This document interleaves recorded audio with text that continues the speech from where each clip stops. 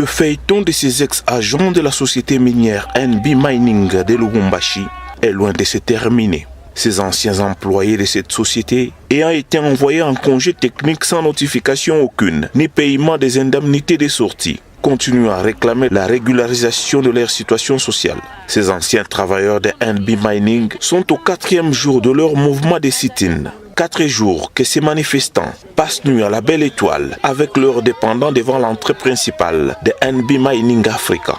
Jusqu'à aujourd'hui, au moment où nous vous parlons, il n'y a même pas le papier de fin contrat. C'est pourquoi nous sommes tous ici pour réclamer notre droit.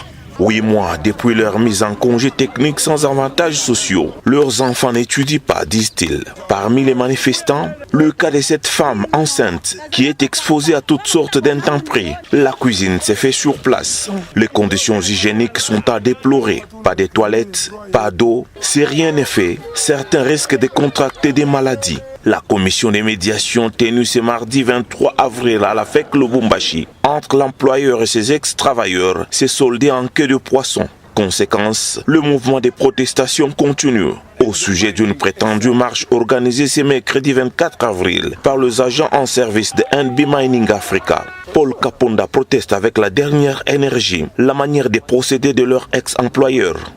Un groupe de fanatiques de Lupopo prétendait que Pascal Beveragi va prendre l'équipe. Il y a des choses qu'on ne peut plus accepter au Congo. Nous ne sommes plus dans l'époque coloniale.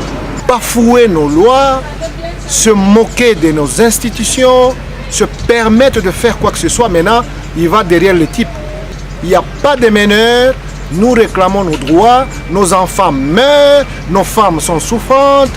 Certains sont délogés. C'est comme ça que vous avez vu les agents sont allés dire bon, nous sommes dehors, tant mieux qu'on dorme ici. Si l'autorité peut voir et regarder cette situation de plus près et faire de sorte que ces gens qui sont là depuis 4 jours puissent rentrer dans leurs droits et évoluer dans leur vie. Pour la 2e fois consécutive, les caméras de B1 n'ont pas été bien accueillies par NB Mining pour un 2e son de cloche. Le commun des mortels pense qu'il est plus que temps que l'autorité compétente puisse s'impliquer et régler définitivement ces conflits entre ces deux parties.